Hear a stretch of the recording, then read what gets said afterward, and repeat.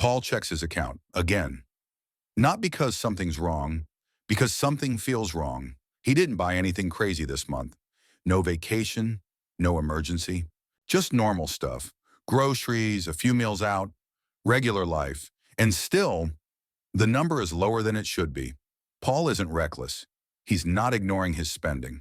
He's doing what normal people do. And normal is expensive now. Not dramatic expensive, quietly expensive. The kind that doesn't announce itself until the month is over. This isn't about Paul making bad choices. It's about something deeper. The things we all buy, the baseline stuff stopped being worth the price, and we're still paying it. Fast food used to mean cheap. That was the deal. You traded ambiance for speed, quality for cost. Everyone understood this. Paul still goes to the same places. But the deal changed. $12, $15, sometimes $20, for a meal in a paper bag. No plates, no waiter, no pretense that this is anything other than fuel. And yet, the price now matches what a real restaurant used to cost. The thing is, Paul notices, but he pays anyway, because everyone else is paying, because it's still called fast food.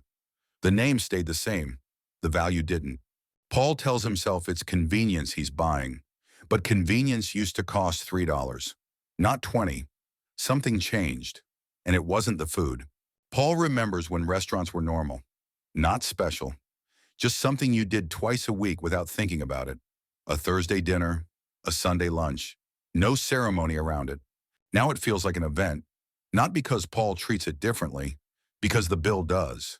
$60, $70, $80 for two people at a place that isn't even nice. Just a place, booths, laminated menus, the same lighting as always. But somehow, dinner for two costs what used to be dinner for four. And Paul tips, of course he tips.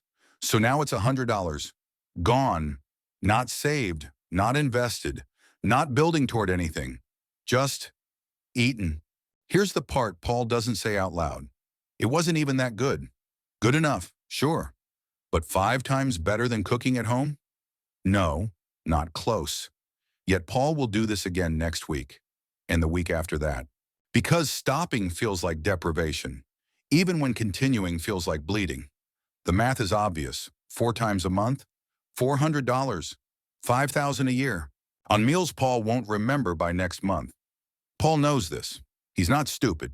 He just doesn't know how to stop something that feels normal, even when normal became unaffordable. Paul needs a car. That's not optional. But new is optional. Paul knows this too. And still, he's at the dealership, looking at something shiny, something current, something that smells right. The price doesn't make sense. Paul can see that, but the salesperson is nodding. The financing is manageable. Everyone he knows did the same thing. So Paul signs.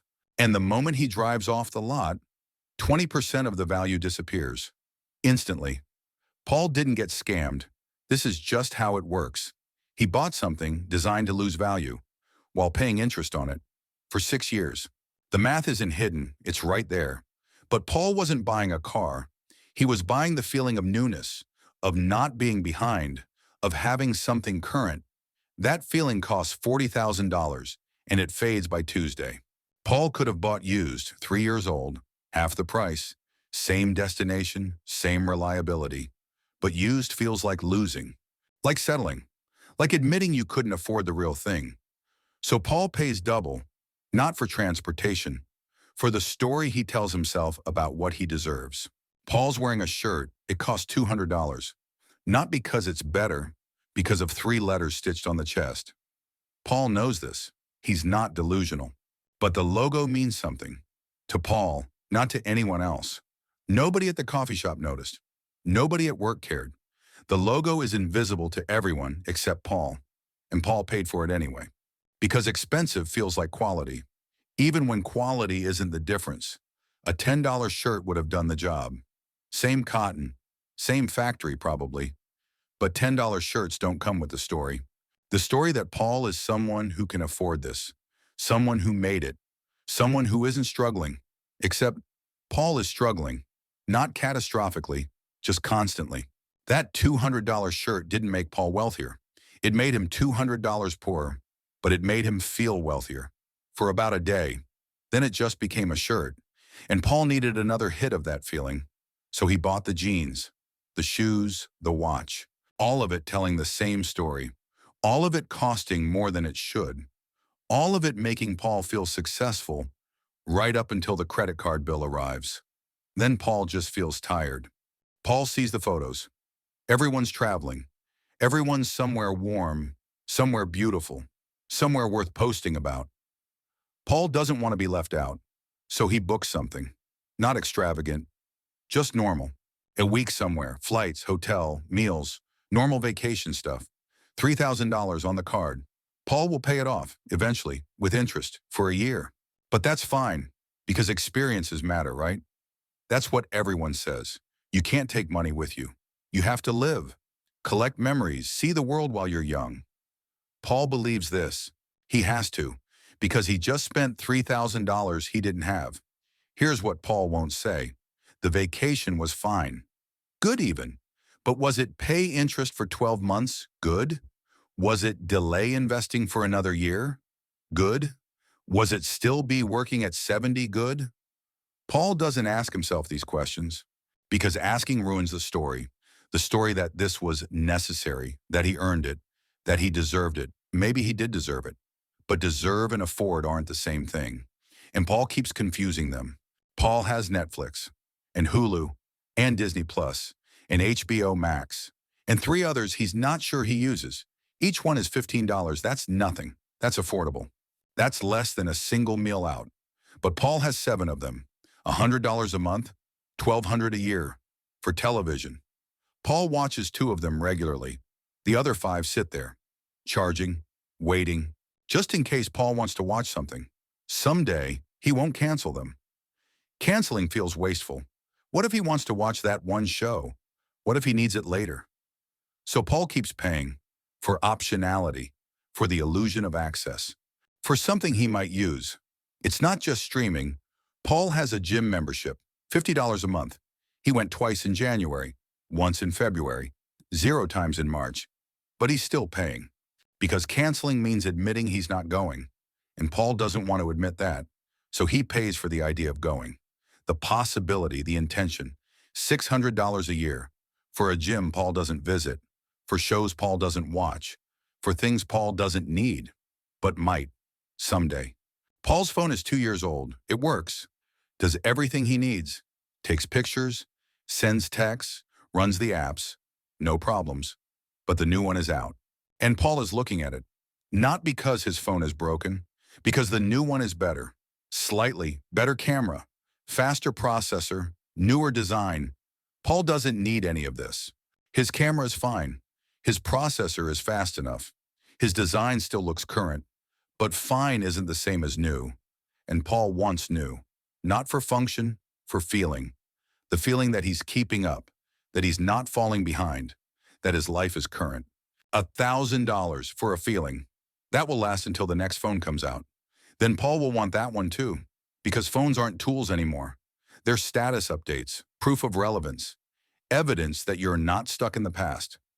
Paul could keep this phone for 4 more years, save $4,000, invest it, let it grow. But that would mean being the person with the old phone. And Paul isn't ready to be that person. So he buys it, and the cycle starts again. Paul bought a couch. He's making payments on it, not because he had to, because that's what the store offered. 0 interest for 12 months.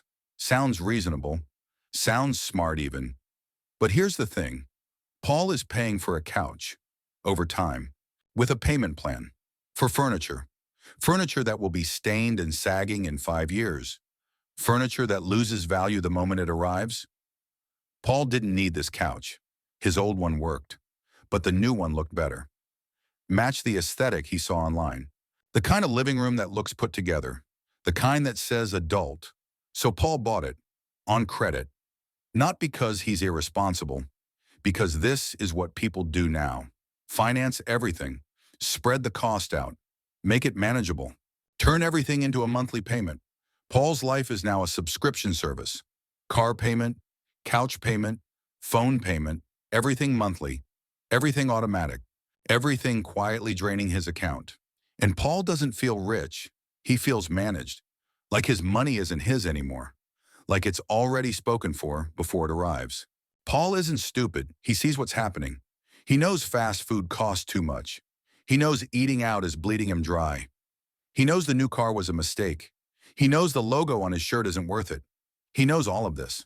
And he keeps doing it anyway.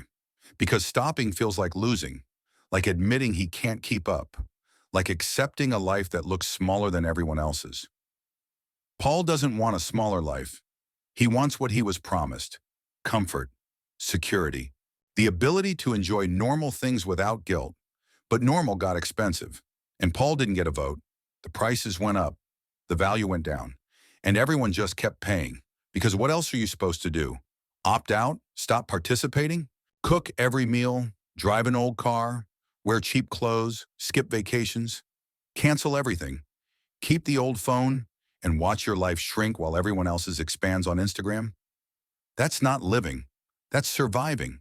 And Paul was told he wouldn't have to just survive. He was told if he worked hard, he could live. But living costs more than working pays.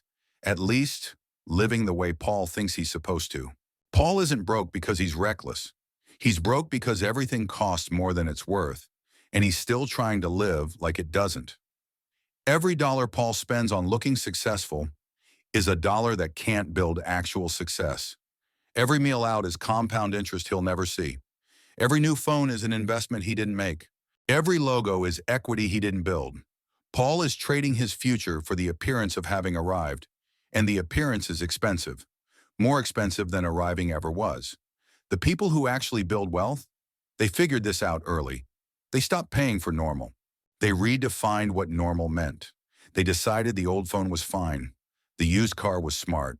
The home-cooked meal was better. The generic brand was identical. They let everyone else chase new, while they built different, not deprived, just intentional, not cheap, just clear about what mattered. Paul isn't there yet. He's still paying for things that don't matter, to impress people who don't care, while wondering why his money disappears. Paul will keep his phone another year. Maybe. He'll cook at home more often. Probably. He'll think harder before buying things. Hopefully. But the pressure is still there. The prices are still high. The expectations are still heavy. And Paul is still trying to figure out how to live the life he wants without spending the life he has. Because that's the trap. Not that Paul spends too much, but that everything costs too much. And Paul doesn't know how to say no to a world that won't stop charging him. Thanks for watching. Check back in with Paycheck Paul next time. We're breaking down the next money trap most people never see coming. This was Paycheck Paul, and this is how money really works.